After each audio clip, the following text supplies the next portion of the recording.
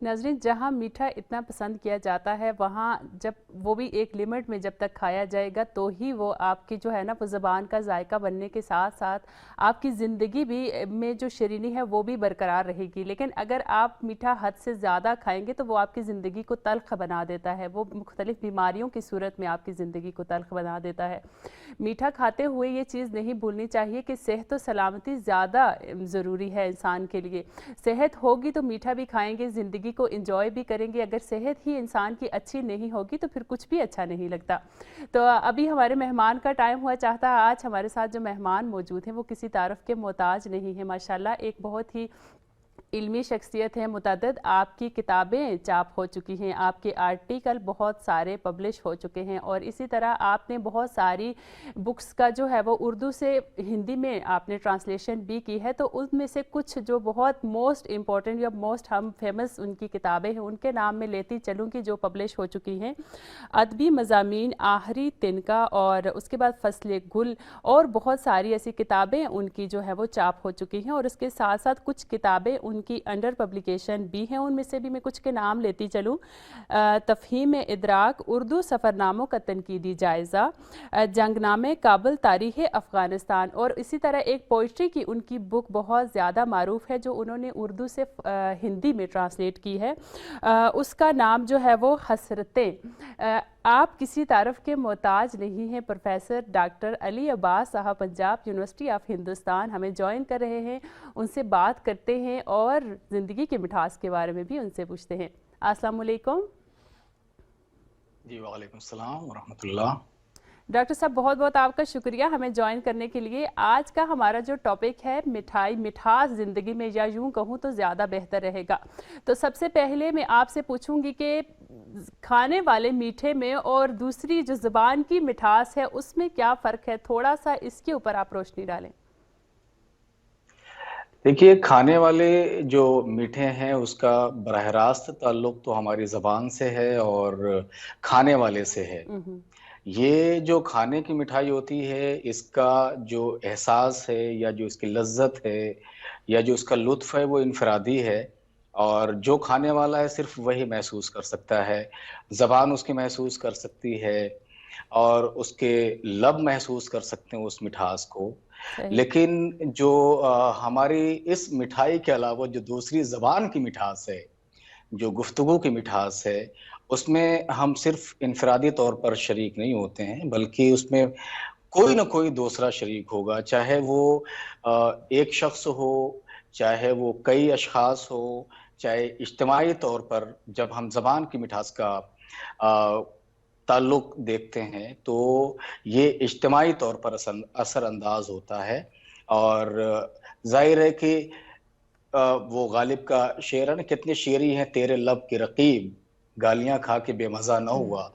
तो ज़बान की मिठास, लब व लहजे की मिठास और जो कलाम की मिठास है, वो सामने वाले पर असरअंदाज़ होती है और इसका एक मुस्बत पहलू हमारे सामने आता है। हम्म। और मैं समझता हूँ कि जो आम तौर पर खाए जाने की मिठाई है, उससे सिर्फ़ हम अकेले तो महज़ूज़ हो सकते हैं, मगर सामने वाला उससे लुत्फ़ अंदोज़ नहीं होता है। बिल्कुल ऐसे।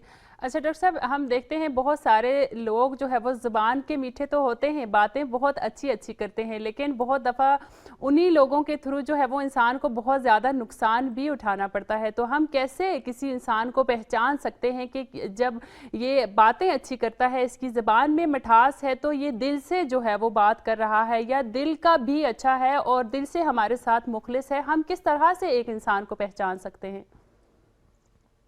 ज़ाहिर है कि इसके लिए तो थोड़े बहुत मुशाहिदे की ज़रूरत हम्म। है और कुछ तल्ख़ तजुर्बे की ज़रूरत है।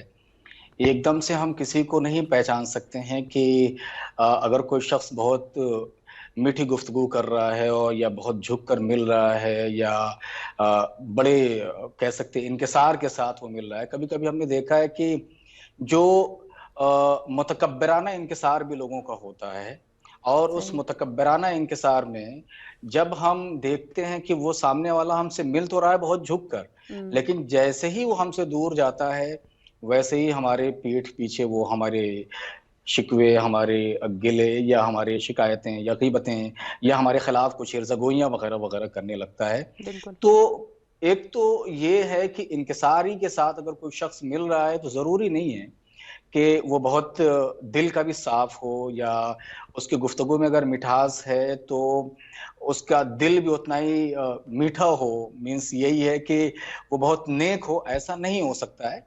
लेकिन ये तजुर्बे के बाद ही हम समझ सकते हैं, या कुछ हमें मुशाहिदा ऐसा हो कि दूसरे लोगों को देखें तो मालूम हो कि ऐसे लोग ज्यादा नेक होते हैं या ज्यादा बद होते हैं। वैसे तो चूंकि आमतौर पर उर्दू में मसल मशहूर है कि मीठी छुरी, हम्म, या वो शख्स बहुत मीठा है, तो इसको हम आमतौर पर मनफी नजरिए के साथ ही इस्तेमाल करते हैं कि वो मीठी छुरी है।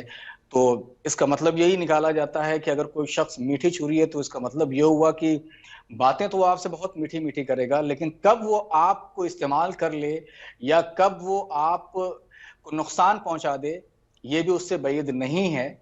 तो शख्स को पहचानने के लिए कुछ तो हमें मुशाहिदा या तजुर्बे के तल्ख जो कह सकते हैं लज्जतें हैं वो तो उठाना पड़ेंगी। और इसीलिए कहा जाता है कि अगर रिश्तों की मिठास को बरकरार रखना है तो हमें कुछ तल्ख घूंट भी पीने पड़ते पीने हैं, चाहे पड़ेंगे। वो सब्र के सूरत में हो, हम्म। चाहे वो जब्त की सूरत में हो।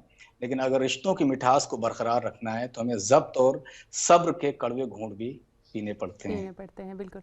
अच्छा डॉक्टर साहब, इंडिया की अगर हम मिठाइयों की बात करें तो हम कोशिश तो करते हैं, हमने अपने एक प्रोग्राम में बताने की कोशिश की थी, लेकिन जितना बेहतर तरीके से आप बता सकते हैं कि मुख्तलिफ त्यौहार जो होते हैं हिंदुस्तान में, कौन कौन सी मिठाइयाँ ज़्यादा इस्तेमाल की जाती हैं और कौन सी मिठाइयाँ ज़्यादा फेमस हैं, इसके बारे में भी अगर आप बताएं तो हम आपके ममनून होंगे।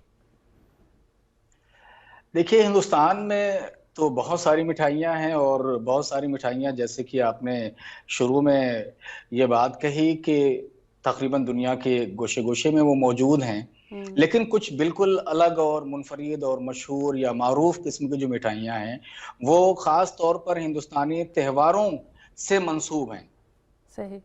और वो हिंदुस्तानी त्योहारों से मंसूब होने वाली जैसी मिठाइयाँ, चूँकि हिंदुस्तान में जो त्योहार होते हैं वो हिंदुस्तानी कल्चर और हिंदुस्तानी तहज़ीब से मुतालिक उनको जब हम देखते हैं तो उसमें सबसे पहले हमारे सामने एक त्योहार आता है गणेश गणपति। सही। गणपति बप्पा जो बहुत महाराष्ट्र वगैरह में बहुत ज़्यादा मनाया जाता है, तो उस त्योहार के मौके पर एक ख़ास मिठाई बाँटी भी जाती है और बनाई भी जाती है, उसका नाम हम्म। है मोदक। मोदक नाम है उसका।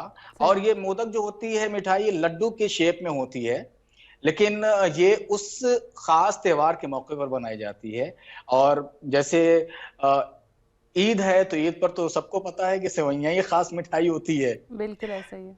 है ना? तो सेवइयां के अलावा दूसरी बहुत सारी मिठाइयां लोग बनाते हैं, लेकिन जो खास मिठाई ईद के मौके पर वो सेवइयां है। उसके अलावा हमारे हिंदुस्तानी त्योहारों में लोहड़ी, हम्म। लोहड़ी जो पंजाब के इलाके में बहुत मनाई जाती है, यहाँ जहाँ पर भी किसान हैं वहां पर मनाई जाती है।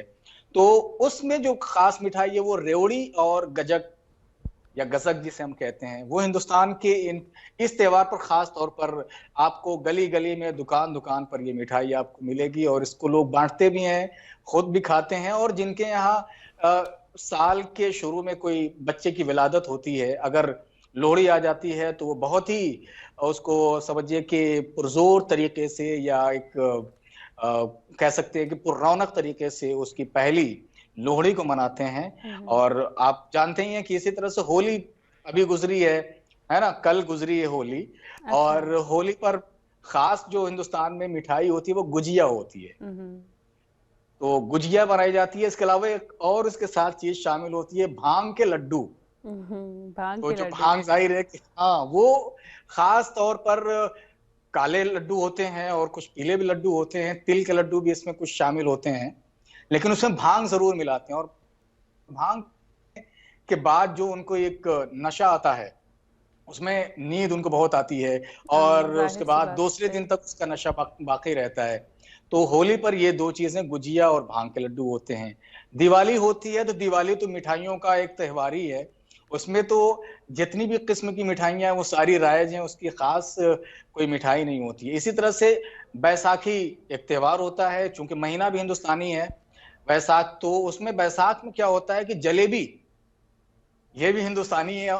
खास त्योहारों में से जो बैसाखी, उसमें जलेबी तकसीम भी की जाती है और लोग खाते भी हैं। सही। राखी है, जो रक्षाबंधन जिसे हम कहते हैं, सही। तो ये भी हिंदुस्तानी त्योहार है। इस हिंदुस्तानी त्योहार पर जो एक खास मिठाई होती है, वो कहा जाता है कि केसर की ज़ाफ़रान की खीर बनाई जाती है उस वक़्त।